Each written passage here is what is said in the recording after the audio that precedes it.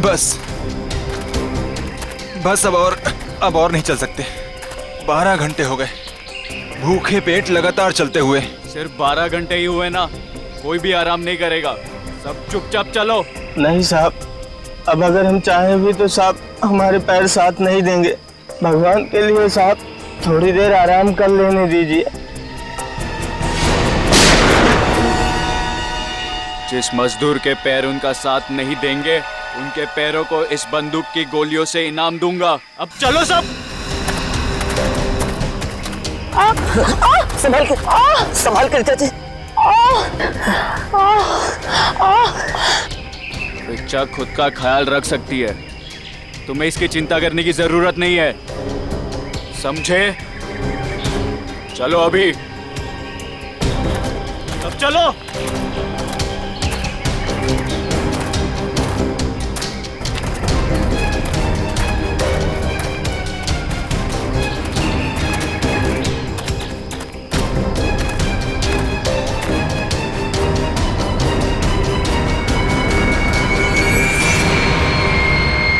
मिल गया।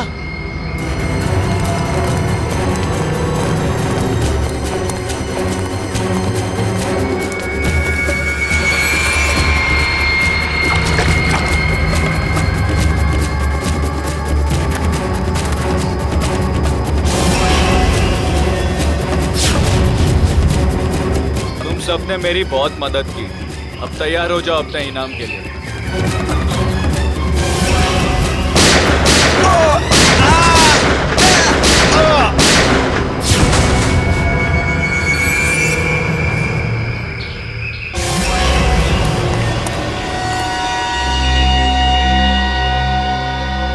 रणबीर, क्या किया तुमने ये? इन्हें इनकी वफादारी का इनाम दे दिया मैंने। ये कैसा इनाम है रणबीर? अब तुम दोनों को तुम्हारी बेवफाई की सजा दूंगा।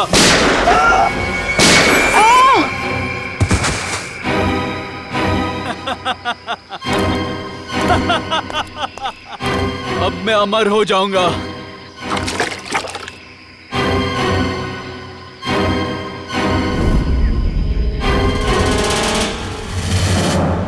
धन्यवाद दोस्तों आप सबका, जो अपना कीमती वक्त निकाल कर यहाँ आए और दिल खोलकर सामान खरीद कर इस नीलामी को कामयाब बनाया। अब बारी है उस नीलामी के आखिरी पड़ाव की, आखिरी खरीद की, जिसका आप सबको बहुत बेसब्री से इंतजार था। दोस्तों, सैकड़ों साल पहले स्पेनिश और पुर्तगाली लोग भारत आए थे मसालों का व्यापार करने के लिए। ये डायरी उसी वक्त उसी दौर की है, और इस डायरी की खास बात यह है कि इसमें क्या लिखा है मुझे नहीं मालूम, और मुझे तो क्या किसी को भी नहीं मालूम सिवाय इसके मालिक के। ये डायरी स्पेनिश सेलर जॉनसन वैंगलर की थी, जिसे सैकड़ों साल पहले मिस्टर राघव ने नीलामी में खरीदा था, और आज उनके पोते मिस्टर सुनील इसको फिर नीलाम कर रहे हैं। मिस्टर सुनील, क्या आपको पता है इस डायरी में क्या लिखा है? जी नहीं। तो फिर ये ऐतिहासिक डायरी आप नीलाम क्यों करना चाहते हैं? इसे पढ़ क्यों नहीं लेते? मुझे कोई फर्क नहीं पड़ता कि डायरी में क्या लिखा है और क्या नहीं, मुझे बस पैसा चाहिए, सिर्फ और सिर्फ पैसा। तो नीलामी शुरू की जाए। नीलामी शुरू करते हैं 10 लाख रुपयों से। 20 लाख। 20 लाख। और कोई? 30 लाख। 30 लाख। वाह साहब, और आपसे ज्यादा कोई है? 30 लाख से ज्यादा? 40 लाख। 40 लाख। 50 लाख। अरे वाह, ये हुई असली कदरदानों वाली बात। कोई और है जो 50 लाख से ज्यादा की बोली लगाएगा? 50 लाख 1, 50 लाख 2, 1 करोड़। वाह साहब, इसे कहते हैं असली कदरदान, जो लाखों की चीज करोड़ों तक पहुंचा दे। 1 करोड़ 1, 1 करोड़ 2, अरे 1 करोड़ 3। 1 करोड़ का चेक मैंने पहले ही आपके ऑफिस में जमा कर दिया है। ये डायरी अगले 1 घंटे में मेरे घर पहुंच जानी चाहिए।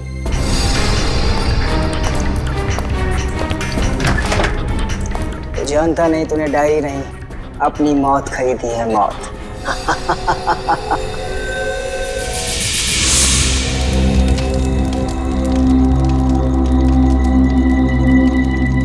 ओह नो, मेरा पानी खत्म हो गया। गाइस, तुम लोग पास पानी है क्या? अरे यार, मेरा पानी तो शाम को ही खत्म हो गया था। अरे तो बताना था ना, ढाबे पे भर लेते। ऐसे ही सो जाओ ना यार, कल सुबह तक की तो बात है। यार प्यासे रहता हूँ, मुझे डरावने सपने आते हैं। अनिकेत, ये डरावने सपने और प्यास का क्या कनेक्शन है भाई दबे? पता नहीं, पर मुझे पानी पीना है यार। तू सुधरेगा नहीं, सो जा। यार तुम लोग तीनों के तीनों कुंभकर्ण।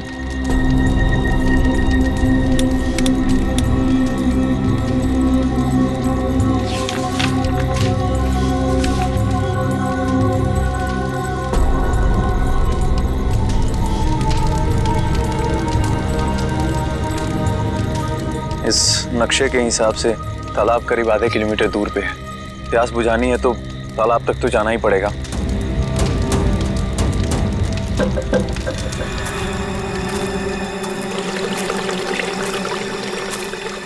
तो पानी की आवाज आ रही है, लगता है तालाब कहीं आसपास में ही है। और ये नक्शा भी यही बता रहा है कि तालाब पास में है।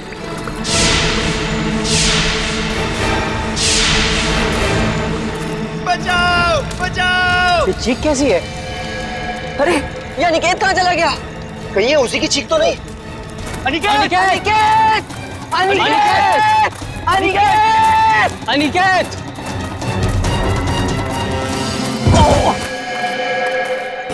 अनिकेत! कहीं ये मर गया। क्या? कौन है? ये कौन मार रहा है? भागो भागो भागो भागो यार भागो!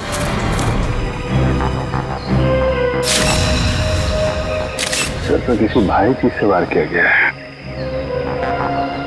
कैसे हुआ ये सब? सर कल रात अनिकेत बाहर आया पानी पीने, उसी दौरान किसी ने इसकी जान ले ली। और तो और सर हमारे साथ भी हाथापाई हुई। कितने लोग थे? सर अंधेरा काफी था, अचानक हमला हुआ और ठीक से कुछ मालूम नहीं पड़ा सर।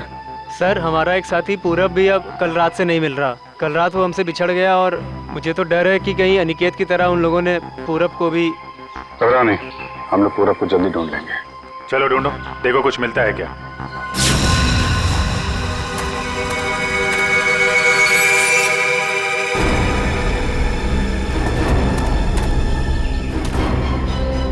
सर सर जल्दी आइए। ठीक तो ना तुम? अरे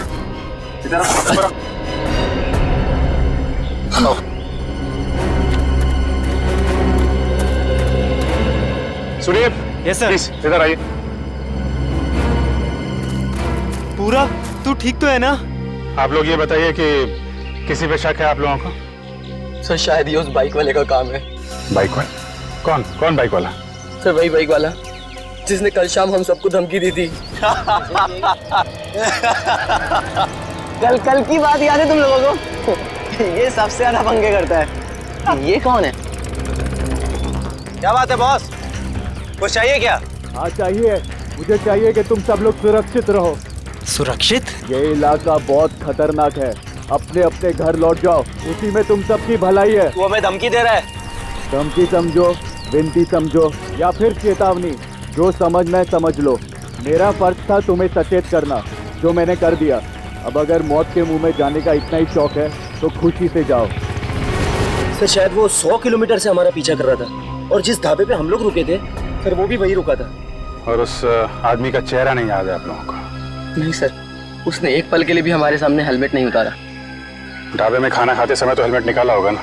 ढाबे वाले से पता करो, देखो शायद उसे कुछ याद हो। ठीक है, आए तुम साथ में।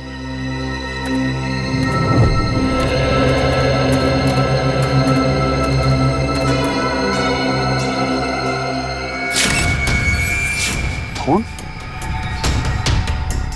खून की बूंदें? मतलब कोई जख्मी आदमी भागा यहाँ से। सर लेकिन खून बहुत ज्यादा नहीं है, जो भी है उसे ज्यादा चोट नहीं आई होगी। सर ये देखिए घसीटने के निशान हैं। मतलब उन दोस्तों के अलावा कोई और आदमी भी था जिसको उन मुजरिमों ने मारा और फिर उसे घसीटते हुए यहाँ से ले गए। सर ये रास्ता तो सीधा मेन रोड की तरफ जाता है। इसका मतलब जो भी गुनहगार था उसे इस जंगल और रास्ते का पूरा ज्ञान था। हाँ, तभी तो रात के अंधेरे में भी यहाँ पहुँचने में कोई गलती नहीं की उन लोगों ने। ये टायर के निशान, ये तो किसी बड़ी गाड़ी के लगते हैं।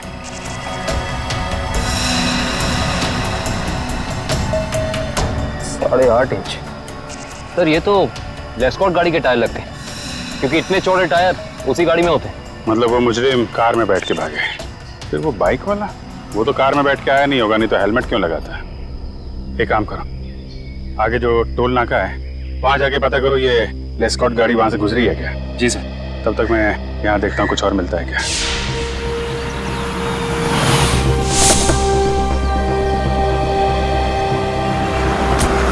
यही है वो ढाबा जहाँ मैं और मेरे दोस्त खाना खाने के लिए रुके थे। अरे आइए आइए सर जी, बैठिए। गर्मा गर्म दाल मखनी बनाई है, लगा दूं 5 प्लेट है मक्खन मार के। जी हम लोग खाने पीने नहीं आए, हम लोग सीआईडी से। सीआईडी से? क्या हुआ साहब? आपको याद है कल मैं और मेरे कुछ दोस्त आपके ढाबे पे खाना खाने के लिए रुके थे? हाँ हाँ, हल्का हल्का याद तो आ रहा है, पर आपको इतनी चोट कैसे लगी? कल रात इनके ऊपर हमला हो गया और उस हमले में इनके दोस्त अनिकेत की मौत हो गई। हे भगवान, ये हो क्या रहा है आजकल? समाज में दिन ब दिन जुर्म बढ़ता ही जा रहा है। हाँ वो तो है, लेकिन हमें शक है कि इस जुर्म में एक बाइक वाला शामिल है जो कल यहाँ पे आया था। बाइक वाला? जी हाँ, उसने एक ब्लैक बाइकर सूट और ब्लैक हेलमेट पहना था और मुझे अच्छे से याद है उसके पास नलोंजन मॉडल की बाइक भी थी। एक बाइक वाला आया तो था। अच्छा, उस बाइक वाले के बारे में कुछ याद है आपको? कैसा दिखता था वो? साहब इतना तो याद नहीं, लेकिन शायद रामू को पता होगा। रामू जरा इधर आना, जरा बताना साहब लोगों को उस बाइक वाले के बारे में। जब उसने हेलमेट उतारा था तो मैंने एक ही झलक देखा था सेठ जी। बहुत अजीब आदमी था, अजीब तरीके से बर्ताव कर रहा था। देखो तुमने उसकी एक झलक देखी ना, तुम्हें जो कुछ भी याद है हमारे लिए उसका स्केच बनवाओ। हाँ इशिता, ठीक है, कोशिश जारी रखना। क्या हुआ श्रेया? सर, सारांश का अभी तक पता नहीं चल पा रहा।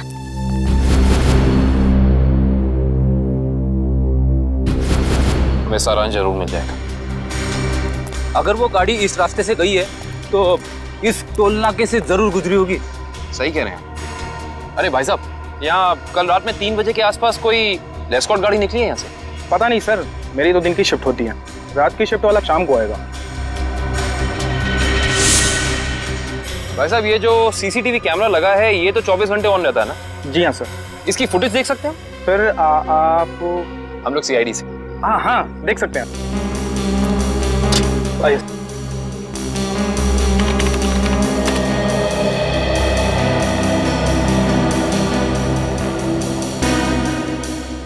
ये देखिए, लेस्कॉट गाड़ी रात के 2:55 को यहाँ से गुजरी है। लगती तो वही गाड़ी है, जरा रिवाइंड करिए। एक मिनट पॉज कीजिए। अरे ना तो ड्राइवर दिख रहा है और ना ही गाड़ी की नंबर प्लेट। थोड़ा जूम कीजिए। ये क्या लिखा है? Car on rent. Car on rent? Sir, ध्वनि नगर में कार ऑन रेंट नाम की कंपनी है। कहीं ये गाड़ी वहीं से किराए पे तो नहीं ली गई थी?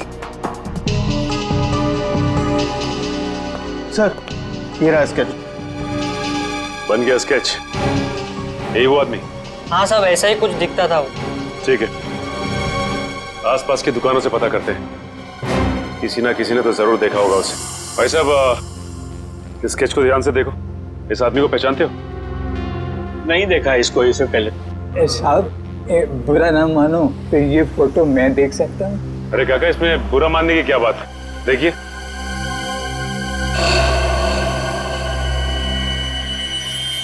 ये कैसे हो सकता है?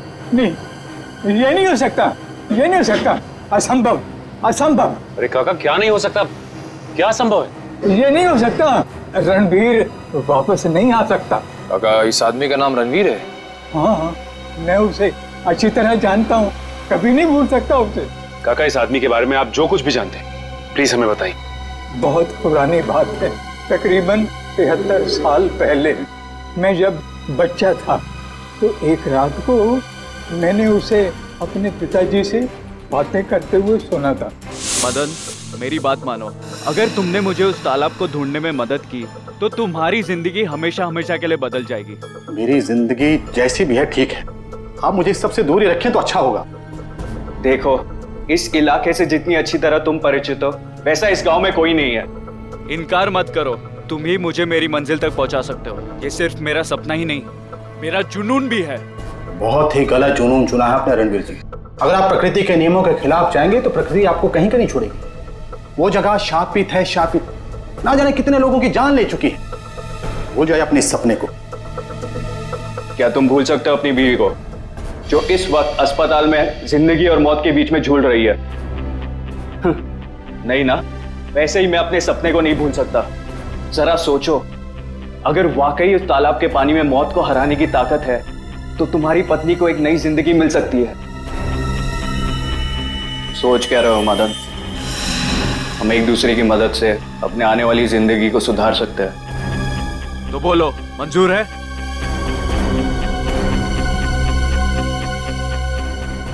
ये कैसे हो सकता है काका?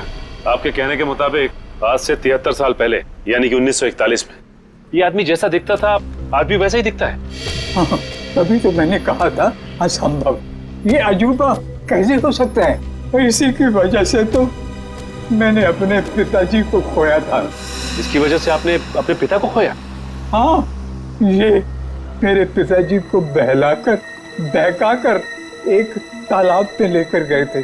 बोले उस तालाब का पानी पीने से आदमी हमेशा के लिए अमर हो जाता है और उसकी उम्र आगे बढ़ने से रुक जाती है।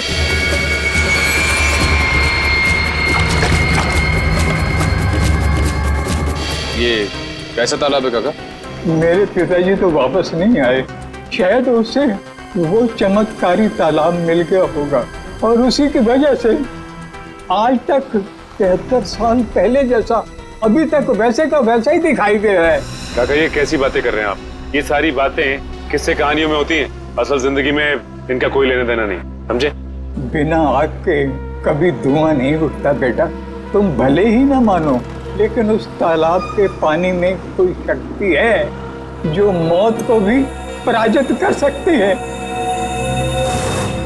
सर पूरा जंगल छान मारा लेकिन कोई सुराग नहीं मिला।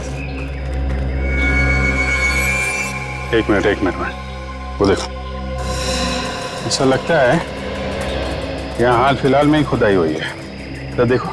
Yes sir.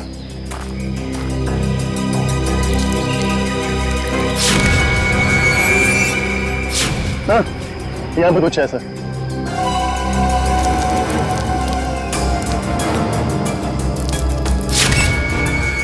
माय गॉड, ये तो सालों पुराना कंकाल लगता है। सर मुजरिम लाशों को जंगल में दफनाते थे ये तो पता था, पर पहली बार मुजरिम इतना सालों पुराना कंकाल जंगल में दफनाने आए। पता नहीं वंश, दफनाने आए थे या फिर निकालने। गुड मॉर्निंग डॉक्टर साहब। What is so good about this morning?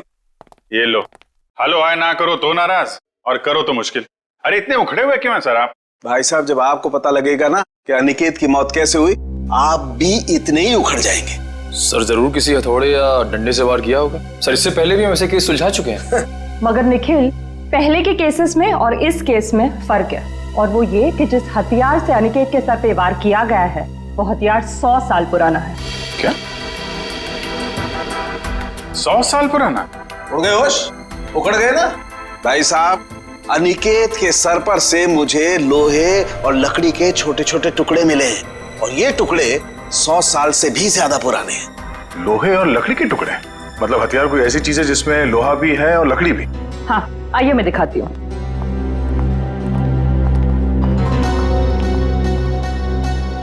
ये देखिए, कुछ इस तरह। मगर सर इतना पुराना हथियार खूनी के हाथ लगा कहाँ से? शायद दादा परदादा के जमाने से घर पे रखा होगा, अब निकाला है काम के लिए। और अगर मैं कहूं कि ये कंकाल जो आप लोग लेके आए हैं, ये कंकाल भी 100 साल से ज्यादा पुराना है, तो मतलब कितना पुराना है ये कंकाल? जिस तरह वो हथियार 100 साल पुराना है, ठीक उसी तरह ये कंकाल भी 100 साल पुराना है। मतलब ये मरने वाला भी अंग्रेजों के जमाने का है? अंग्रेजों के जमाने का नहीं है, अंग्रेज ही है। जी हाँ, इसकी हड्डियां हमें ये बताती है कि ये शख्स कोई यूरोपियन है, एशियन नहीं है। 100 साल पुराना हथियार और 100 साल पुराना मुर्दा, वो भी विदेशी। आज के जमाने में किसी को इसमें क्या दिलचस्पी हो सकती है? इस फोटो को ध्यान से देखिए।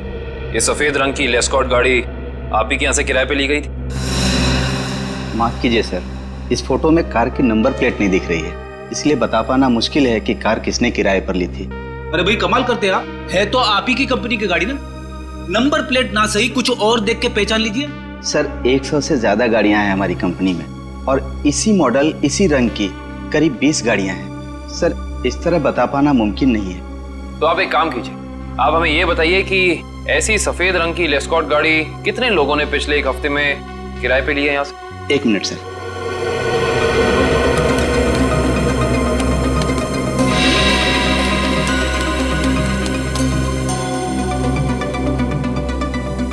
सर कुल मिलाकर 7 लोग हैं जिन्होंने पिछले हफ्ते सफेद रंग की लेस्कॉट कार किराए पर ली थी।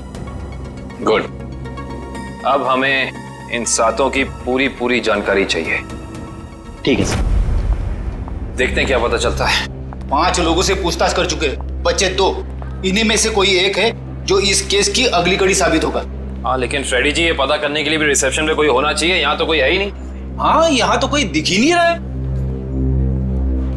जी नमस्ते, कहिए। हम लोग CID से। एक्चुअली अमर नाम के एक इंसान की तलाश में हैं हम। बात यह है कि उसने सफ़ेद रंग की एक लेस्कॉट गाड़ी को हायर किया और अपने एड्रेस की जगह उसने आपके इस होटल का एड्रेस दिया, इसीलिए हम। Just a minute. मिस्टर अमर, वो तो कल ही चेकआउट कर गए। अच्छा, आपने अपने रिकॉर्ड्स के लिए उसका कोई ID प्रूफ तो लिया होगा ना? लाइसेंस, पैन कार्ड वगैरह दिखाइए जरा। मैडम लिया तो था, लेकिन आज ही सुबह हमारे कंप्यूटर का हार्ड ड्राइव क्रैश हो गया और उसी के साथ सारा डेटा चला गया। माफ कीजिएगा। अच्छा, ये अमर दिखता कैसा था? उसका हुलिया कैसा था? आप कमरा नंबर 701 वाले अमर सर की बात कर रहे हैं ना? हाँ राजू, उसी के बारे में बताइए इन लोगों को। क्या था उसका हुलिया? कद यही कोई 5.5 फुट लंबा और हाँ, छोटे छोटे बाल और आंखों का रंग काला था। कद 5.5 फीट, छोटे बाल। इसका मतलब CCTV फुटेज में जो हमें इंसान दिखा था वो अमर नहीं हो सकता, क्योंकि वो लंबा था और उसके बाल भी छोटे नहीं थे। अच्छा, ये अमर से कोई मिलने आया था उसके कमरे में यहाँ पे? हाँ साहब, 2 लोग मिलने आए थे। उनमें से एक का नाम संजय था और दूसरे का कुछ और कल साहब उन लोगों ने दारू पीकर काफी झगड़ा भी किया था। झगड़ा? तुम्हें पता है किस बारे में ये झगड़ा हुआ था? ये तो मैं नहीं बता सकता साहब, लोग अक्सर दारू पीकर बहक जाते हैं। कोई ऐसी बात जो तुम्हें याद हो जो वो लोग कर रहे थे? कुछ याद है? हाँ साहब, कुछ अजीब चीजों के नाम ले रहे थे, जैसे फावड़ा, कुल्हाड़ी, कुदाल। मतलब ऐसा सामान जो जमीन की खुदाई में काम आता है। चलो, इससे ये तो पता चल गया कि जंगल में वो जमीन खोदी किसने थी। जिस तरीके के औजारों की बात वो वेटर कर रहा था, उससे तो यही लगता है कि ये संजय एक आर्कियोलॉजिस्ट है। संजय आर्कियोलॉजिस्ट, जो अमर के साथ वहाँ गड़े हुए मुर्दे उखाड़ने गया था। जरूर कुछ न कुछ खास बात है उस पुरानी लाश में, वरना कोई इतने सालों बाद सोते हुए मुर्दे को क्यों जगाएगा? और शायद अनिकेत ने उन्हें ये खुदाई करते देख लिया, जिसकी कीमत उसे अपनी जान देके चुकानी पड़ी। लेकिन उस बाइक वाले का क्या, जिसे उस बुढ़े आदमी ने पहचान लिया था? उसके मुताबिक तो वो तालाब का पानी पी के हमेशा के लिए अमर हो गया। फ्रेडी, इस दुनिया में कोई आदमी अमर नहीं होता। जरूर उस बुढ़े आदमी का कुछ ना कुछ हाथ है इस अपराध में। सर, इस बाइक वाले के बारे में बड़ी अजीब बात पता चली है। क्यों? ऐसी क्या अजीब बात है? ये देखिए सर, इस अखबार की तारीख 13 जून 1941, यानी कि आजादी से भी पहले। आश्चर्य सर, ये आदमी उस वक्त से वांटेड है। इसने उस वक्त भी कुछ लोगों के खून किए थे। बहू, वही आदमी? ये कैसे हो सकता है? अभिजीत, अगर ये मान के चले कि 1941 में इस आदमी की उम्र 20 साल रही होगी, तो उस हिसाब से तकरीबन आज इसकी उम्र 90 साल से ज्यादा हो। 90 साल का कोई आदमी इतना जवान कैसे दिख सकता है? हाँ पंकज, ओके ठीक है सर। संजय के घर का पता चल गया, खातीपुरा में रहता है वो। खातीपुरा?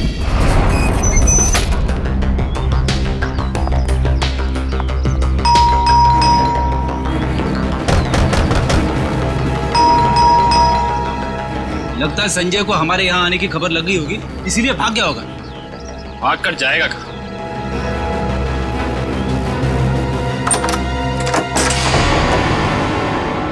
अच्छी तरह से तलाशी लो इस घर की, कुछ ना कुछ तो जरूर मिलेगा।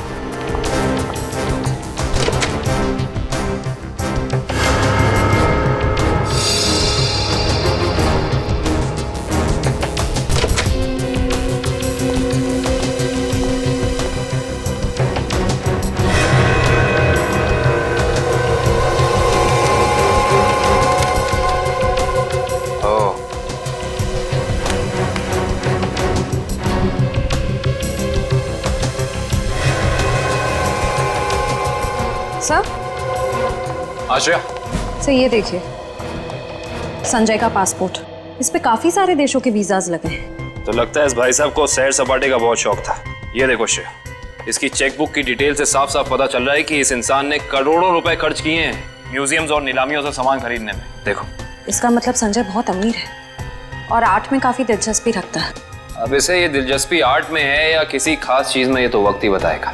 लेकिन एक बात तो तय है, ये संजय किसी की तलाश में है, कोई ऐसी चीज जो इसे दुनिया के कोने कोने में ले जा रही है, हर म्यूजियम, हर बड़ी नीलामी तक। सर, हाँ, अलमारी में से ये डायरी मिली है, छुपा के रखी हुई थी। दिखने में तो ये कोई ऐतिहासिक डायरी लगती है। कुछ तो खास बात है इस डायरी में, काफी नायाब और अलग किस्म की डायरी है ये। सर, शायद संजय ने इस डायरी को किसी नीलामी में खरीदा होगा। अभी पता चल जाएगा। जरा हाथ लगाइए। ओह, तो ये उसी स्पेनिश शिप के कैप्टन की डायरी है जो अपनी हर यात्रा के बारे में अपनी डायरी में लिखा करता था। ये वही डायरी है। इसका मतलब इस डायरी में उस रहस्यमय तालाब के बारे में भी जरूर लिखा होगा। सर, इसका मतलब संजय भी उस रहस्यमय तालाब को ढूंढ रहा था, इसलिए उसने ये सारा सामान खरीदा। हो सकता है श्रेया, लेकिन अगर ये वही डायरी है तो उस रहस्यमय तालाब का नक्शा, कोई मैप, कोई जरिया जरूर होना चाहिए इसमें।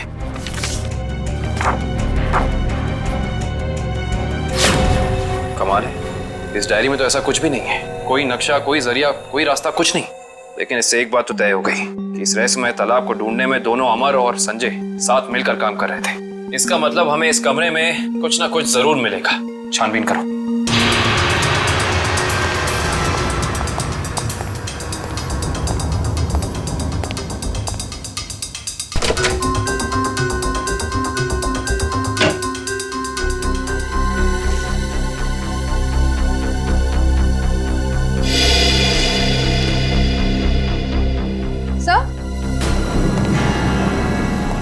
ये देखिए, क्या बता? संजय ने अपने सारे पुराने सामानों की कार्बन डेटिंग करवाई है, किसी डॉक्टर वीरेन से। Carbon dating? इसका मतलब तो साफ है कि संजय अपने हर सामान के बारे में पता करना चाहता था कि वो असल में कितना पुराना है। ओ, तो ये है डॉक्टर वीरेन, और इस फोटो से तो साफ साफ पता चलता है कि ये कॉलेज में संजय का प्रोफेसर था। ओह, तो फिर इस वीरेन का भी हाथ हो सकता है अमर के साथ साथ संजय की मदद करने में। डॉक्टर वीरेन। इस वक्त कौन आ गया?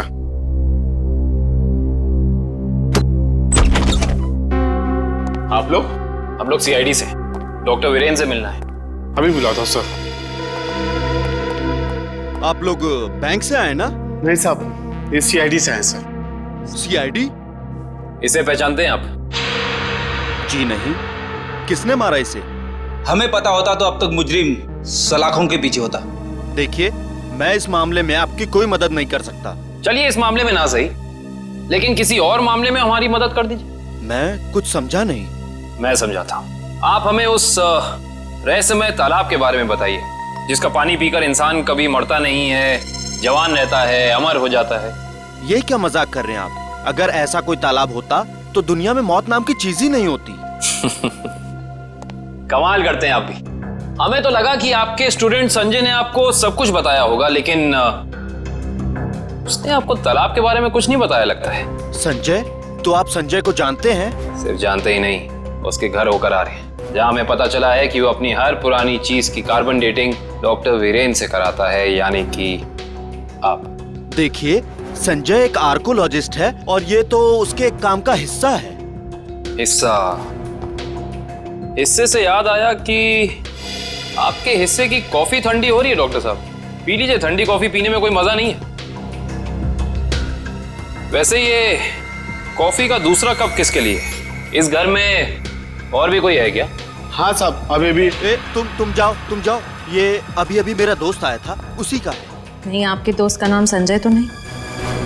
देखिए वीरेन साहब, आप शक्ल से तो निहायत ही शरीफ इंसान लगते हैं। अब इस संजय की वजह से आपको जेल में जाकर चक्की पीसनी पड़े, हम में से किसी को भी अच्छा नहीं लगेगा। मैं वाकई नहीं जानता कि संजय कुछ गैर कानूनी काम कर रहा है। लेकिन अब तो पता चल गया ना, आपकी भलाई इसी में है कि जो कुछ भी है सच सच बता दो। देखिए, संजय को कुछ पोर्तुगली एक्सप्लोरर का सामान मिला था, उसमें लैटिन भाषा में कुछ लिखा हुआ था। उसका मतलब जानने के लिए वो मेरे पास आया था। इसका मतलब वो मुर्दा उसी पुर्तगाली एक्सप्लोरर का होगा और उसी की सामान की तलाश में संजय जंगल में गया था। क्या लिखा था लैटिन भाषा में? उसमें एक गुफा का नाम लिखा था, सिनारी गुफा। शिनारी गुफा। अरे बाप रे! अरे बाप रे बाप! पूरी बॉडी बज रही है।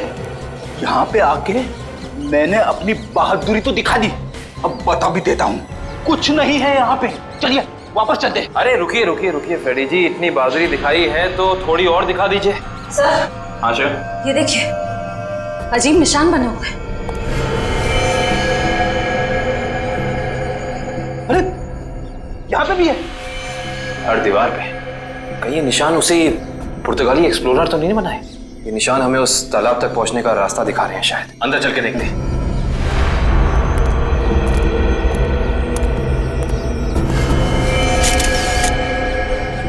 दो लाशें।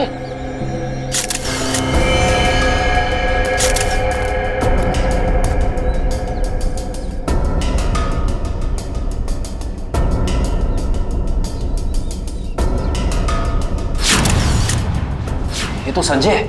और सर, हो ना हो ये जरूर अमर की लाश है।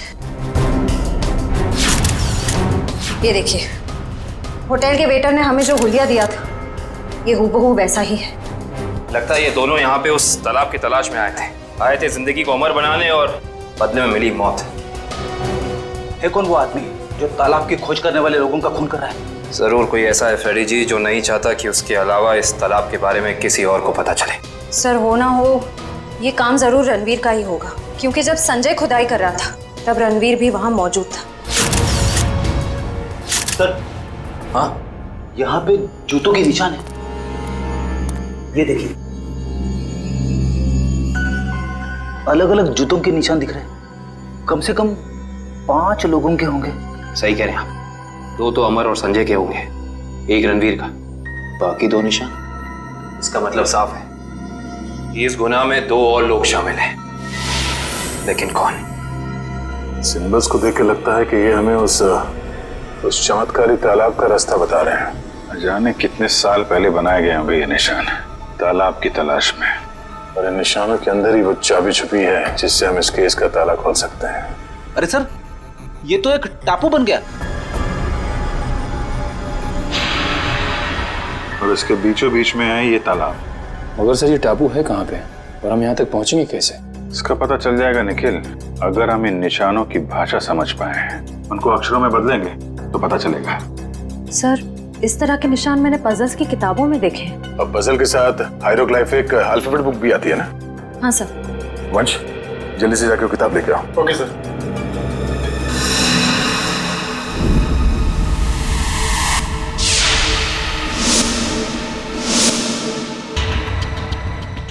इस किताब में जो अक्षर दिए गए हैं उसके हिसाब से तो ये बन रहा है ANDAVIA, अंदाविया। अंदाविया? चलो जरा इंटरनेट पे चेक करो, अंदाविया टापू जैसी कोई जगह है क्या? सर, ये देखिए, ये अंदाविया नाम का टापू भारत के दक्षिणी दिशा में, यानी कि इंडियन ओशन में। मगर सर, यहाँ लिखा है कि ये टापू बिल्कुल खाली है, यहाँ कोई नहीं रहता। और इस टापू का मौसम और वातावरण रहने के अनुकूल नहीं है। अब समझ में आया कि किसी को ये चमत्कारी तालाब मिला कैसे नहीं। तो इस केस का अंत इस अंदाविया टापू में ही होगा।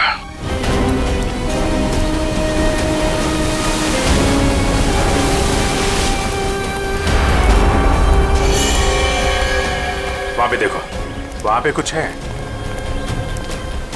सर, लगता है किसी ने आग जला के कैंप फायर किया है।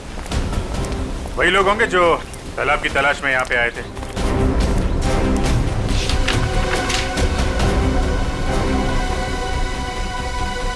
इस मैप के हिसाब से तो उत्तर दिशा में करीब 7 किलोमीटर अंदर है वो तालाब। एक काम करते हैं, यहाँ से सब लोग अलग अलग हो जाते हैं। किसी को कुछ भी मिलता है फौरन एक दूसरे को इन्फॉर्म करेंगे। ओके? Yes sir. सचिन,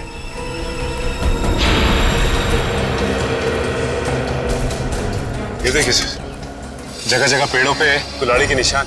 जो लोग तालाब की तलाश में इधर गए होंगे ना, उन लोगों ने लगाया होगा रास्ता पहचानने के लिए। ओह माय गॉड, कंकाल।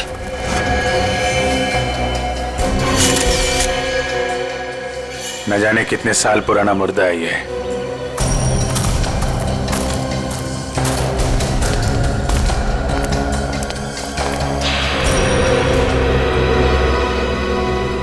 धुआं अभी भी निकल रहा है।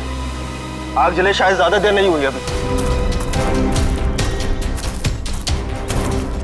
एक और कंकाल सर।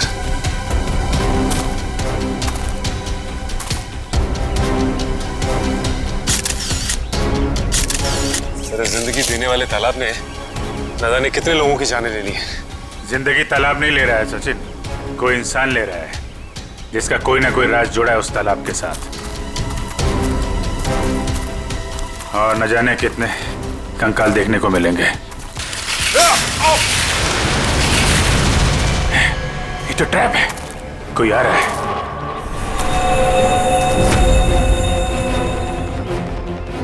ये तो रणवीर है। रणवीर,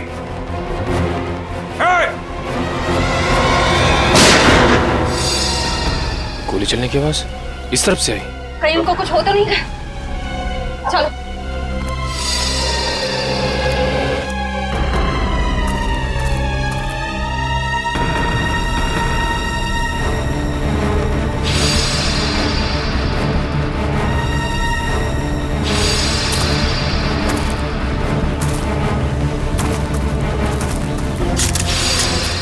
घबराइए मत, मैं आप पे गोली नहीं, मैंने इस पे चलाई थी जो आपको मारना चाहता था। तुम रणवीर हो ना? रणवीर तो मेरे दादाजी का नाम था। मैं आकाश हूँ। आकाश, तुम्हारी शक्ल बिल्कुल तुम्हारे दादाजी से मिलती है। हाँ, ये बात पहले कई लोग बोल चुके हैं मुझे। मगर तुम अपने दादाजी की तरीके से चमत्कारी तालाब के चक्कर में कैसे पड़ गए? 2 महीने पहले मैं ये देश में भी नहीं था, यूएस में लॉ की पढ़ाई कर रहा था कि अचानक मेरी मुलाकात संजय से हुई। वो इस तालाब और मेरे परिवार के संबंधित कुछ जानकारी चाहता था। अच्छा, तो तुमने संजय को अपने दादाजी के बारे में बताया? हाँ, मगर मुझे कोई अंदाजा नहीं था कि ये तालाब कहाँ है। और संजय से बात करके मेरी उत्सुकता भी बढ़ गई। और इसलिए तुम इंडिया चले आए ताकि संजय पे नजर रख सको और उस तालाब तक पहुंच सको जिसके चक्कर में तुम्हारे दादाजी यहाँ आए थे। हाँ, और इस रात तक भी पहुंच सकूं कि मेरे दादाजी उस तालाब के तलाश से वापस लौटे क्यों नहीं। अच्छा, क्या संजय को वाकई लगता था कि उस तालाब में कोई चमत्कारी शक्ति? नहीं, वो चमत्कारी शक्ति के पीछे नहीं था सर, वो खजाने के पीछे था जो अंग्रेजों के जमाने से वहाँ पे दबा पड़ा है। किस खजाने की बात कर रहे थे? सालों पहले स्पेन देश से एक ट्रेजर शिप आई थी इस टापू पर तालाब की तलाश में। अच्छा, उस शिप के कप्तान की डायरी संजय के घर से मिली थी ना? हाँ, उसी डायरी से उसे खजाने के बारे में पता चला और कुछ महीनों बाद वो शिप समुंदर में डूब गई। मगर शिप में जो खजाना था वो गोताखोरों को नीचे नहीं मिला। मतलब उस शिप के किसी आदमी ने शिप डूबने से पहले उस खजाने को यहीं इस टापू में कहीं छुपा दिया है। हाँ, और संजय को उस खजाने की तलाश थी, ना कि किसी चमत्कारी पानी की। सर, आप लोग ठीक तो है ना? हाँ, हम लोग ठीक हैं। गोली की आवाज सुन के लगा कि कुछ खतरा है यहाँ पे। खतरा अभी टला नहीं निकल। कुछ लोग हैं यहाँ जो खजाने की तलाश में मरने मारने पे उतारू हो गए हैं। सर, तालाब तो मिल गया लेकिन ये तो सूखा हुआ है। लोगों को अमर बनाने वाला तालाब आज वही सूख गया है।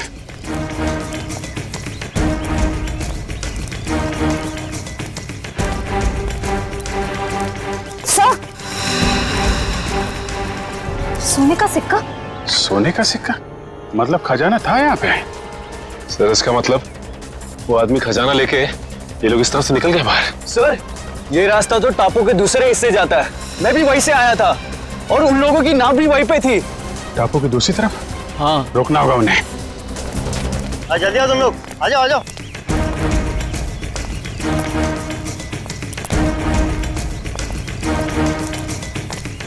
बस बस बस, खजाना यहीं रख दो, बाकी की जिम्मेदारी सीआईडी की है।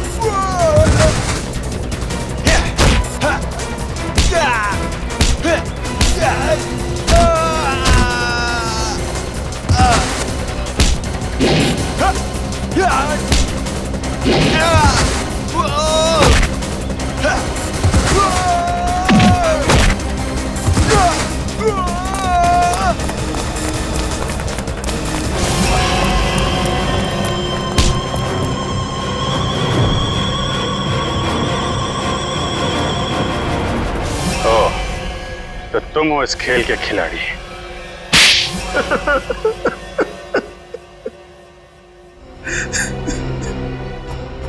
हाँ, मैंने ही मारा है अमर को, संजय को और अनिकेत को भी। मगर तुम्हें संजय और अमर के प्लान के बारे में पता कैसे चला? उस दिन जब होटल के बाहर में वो लोग बात कर रहे थे, मैंने उन दोनों की सारी बातें सुन ली थी। हम बहुत जल्द खजाने तक पहुंचने वाले हैं, फिर हम बेशुमार दौलत के मालिक हो जाएंगे।